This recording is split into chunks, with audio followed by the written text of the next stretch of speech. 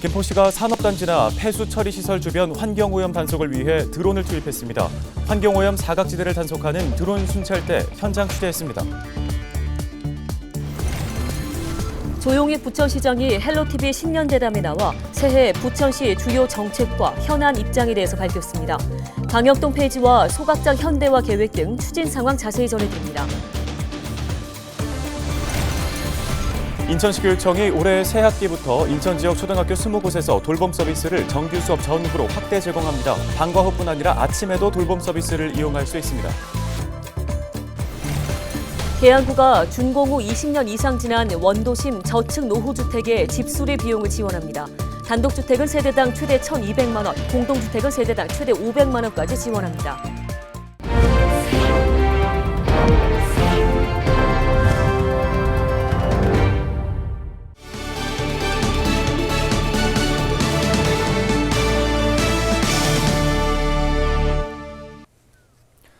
시청자 여러분 안녕하십니까? 헬로티비 뉴스입니다. 일반동 환원 준비부터 개발과 재건축, 자원순환센터 현대화 사업까지 올해 시승격 50주년을 맞은 부천에서 이슈가 되고 있는 다양한 현안들입니다. 네, 개묘년 새해를 맞아 헬로티비 뉴스가 조용익 부천시장과 신년 대담을 진행했는데요. 주요 내용을 이정화 기자가 정리했습니다. 민선 8기 취임 2년차. 조용익 부천시장은 가장 먼저 부천 대전환을 약속하며 포부를 밝혔습니다. 우선으로 꼽은 역점 과제는 광역동 폐지, 일반동 환원입니다. 3개 구청하고 36개 동을 복원하는 문제를 좀 확정을 해야 되는 굉장히 중요한 시점이 있어서 저희가 현재 행안부랑 부서 간에 실무자 간에 좀 잘 협력을 하고 있어서 우리 그 행정 시스템이 좀 바뀌어지는 측면이 하나가 있고요. 조용익 시장은 부천시가 현재 SK그룹에 이어 대장신도시에 입주할 또 다른 기업들과도 논의를 이어가고 있다고 밝혔습니다. 다만 신도시 구상에 앞서 2년 동안 미뤄왔던 소각장 문제 등 환경 기초시설에 대한 구체적 계획도 더는 미룰 수 없게 됐습니다. 이에 대해 조 시장은 그동안 논란이 됐던 광역화 방법 대신 부천 자체 소각장에 대한 가능성을 처음으로 언급했습니다. 소각장 그리고 하수처리장을 현대화 사업을 어떻게 할 것이냐, 부천에 적합한 환경 그리고 우리 부천 시민들의 이해에 맞는 부분을 좀 고려해서 조만간에 좀 결정을 해서 기본적으로는 가능하면 우리 이 부천시 자체 소각장을 갖는 게 좋지 않겠느냐 이런 의견입니다. 노후된 중동 1기 신도시의 재정비와 관련한 질문에 대해서는 다음 달 발표될 국토부 특별법안에 따라 계획을 구체화하겠다고 말했습니다. 국토부가 2월에 특별법안을 내놓기로 했습니다. 그래서 국토부가 내놓은 특별법안에 저희들 의견도 좀 넣고 해서 그걸 이제 구체화해 나갈 생각입니다. 또 사업을 원점에서 재검토해야 한다는 지적까지 나오고 있는 영상문화단지 개발에 대한 견해도 밝혔습니다. 상동 영상 문화산업단지이기 때문에 결국에는 문화 콘텐츠를 어떻게 넣는지의 문제라서 콘텐츠가 그야말로 채워지고 있는 것인지 그 부분에 대해서 좀 더 보다 분명하게 좀 바라보고 있는 상태입니다.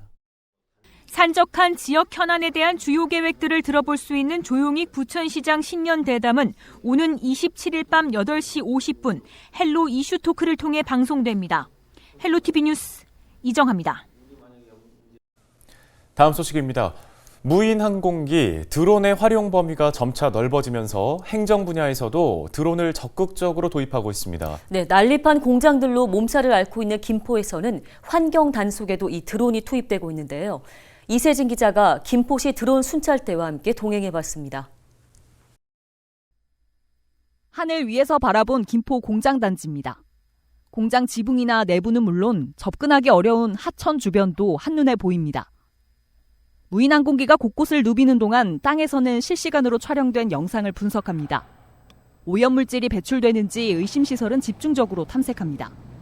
여기서 이렇게 보면 이런 집진기들이나 특히 이제 지붕들 이렇게 보면 검게 이렇게 끄름이나 이게 검은 먼지들이 많이 있는 데들은 항상 그런 위험 요소도 있기 때문에 이런 데 위주로 봐야 되고. 김포시는 5년 전부터 환경오염 단속에 드론을 투입하고 있습니다. 산업단지나 폐수 처리 시설 주변 단속 인력에 눈이 닿지 않는 사각지대를 단속하기 위해서입니다. 단속이 뜸한 시기나 지역을 골라 오염물질을 버리는 얌체 업체들이 늘어날수록 드론 순찰대의 역할도 커지고 있습니다. 실제로 지난해에도 몰래 대기오염 물질을 배출하던 업체가 드론 단속망에 걸려 행정처분으로 이어진 사례가 있었습니다.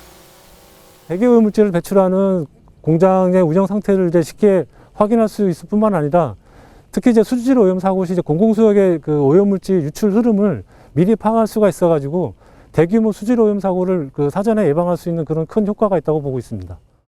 난립한 공장 탓에 환경오염 지역이라는 오명도 얻었던 김포시. 환경오염 업체들과의 전쟁은 하늘 위에서도 계속되고 있습니다. 헬로티비 뉴스 이세진입니다.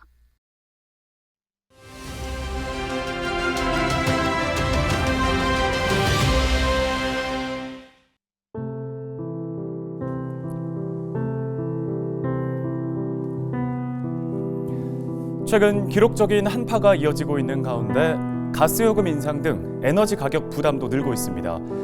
혼자 사는 1인 가구부터 자영업자에 이르기까지 서민들의 어려움도 가중되고 있는데요.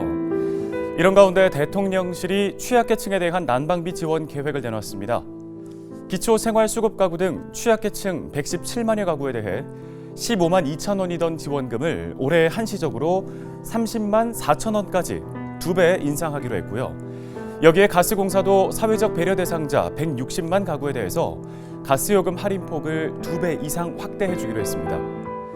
최근 난방비 폭등 원인을 둘러싸고 책임 공방이 뜨거운데요. 천연가스 등 국제 에너지 가격이 크게 오른 가운데 고유가까지 겹치면서 그 어느 때보다 겨울나기가 힘든 요즘입니다.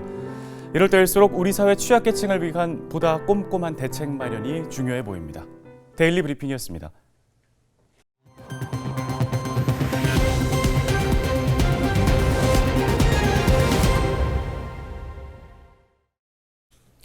다음 소식입니다. 인천에서 운행 중인 택시 40여 대의 뒷좌석 가죽 시트를 칼날로 훼손한 60대 남성이 경찰에 붙잡혔습니다. 부평경찰서는 특수 재물손괴 혐의로 60대 남성 A씨를 구속했다고 밝혔는데요.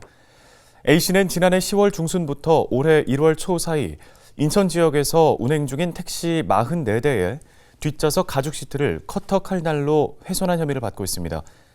경찰 조사에서도 A씨는 혐의를 인정했지만 범행 동기에 대해서는 입을 열지 않고 있는 것으로 알려졌습니다. 경찰은 A씨를 상대로 정확한 사건 경위를 조사할 방침입니다. 김포 지역 올해 표준지 공시지가가 지난해보다 6% 정도 내려갔습니다. 김포시는 25일 표준지 2,200필지에 대한 공시가격을 결정 공시했는데요. 올해 표준지 공시지가 평균값은 지난해 평균값보다 5.98% 떨어졌습니다. 김포시는 다음 달 23일까지 토지 소유자로부터 이의 신청을 받아 조정이 필요한 가격은 재심의할 예정입니다.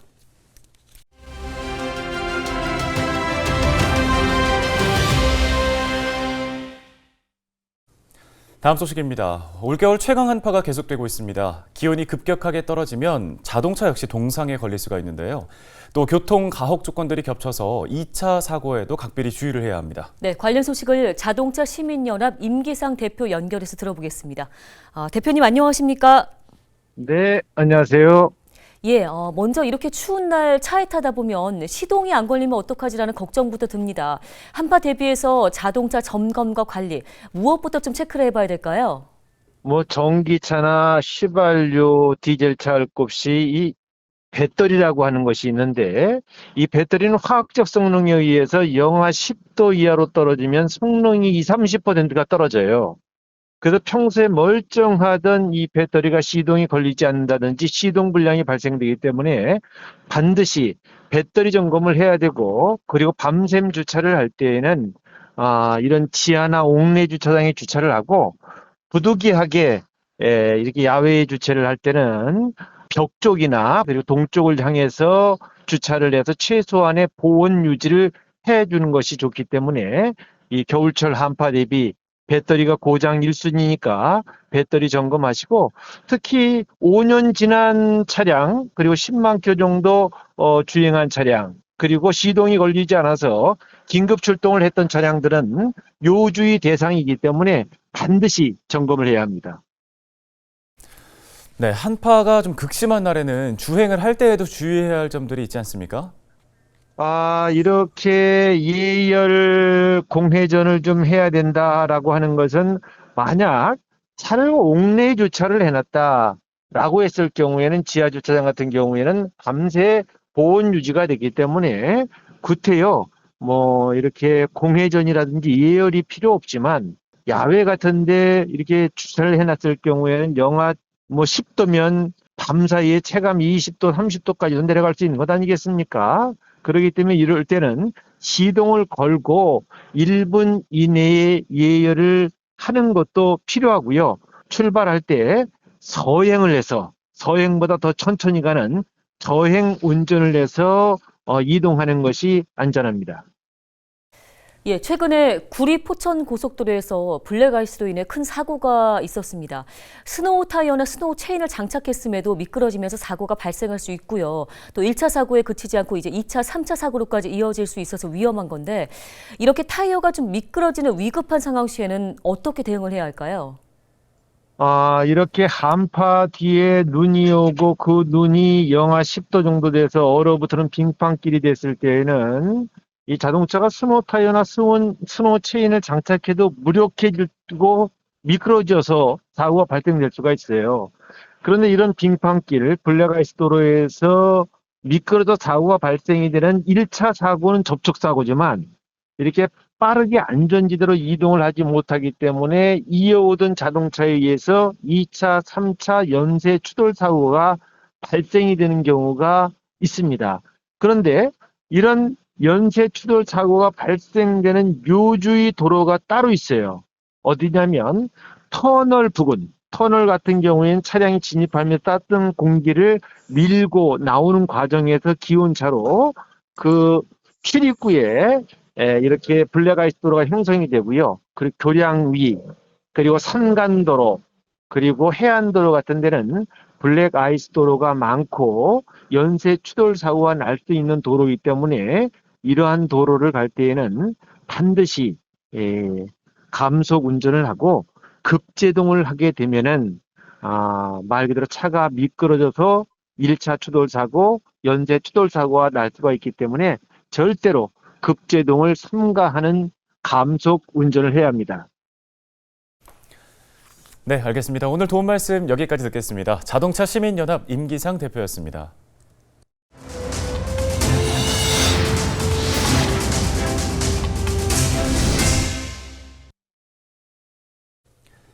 올해 새 학기부터 인천의 초등학교 20곳에서 늘봄학교가 시범 운영됩니다.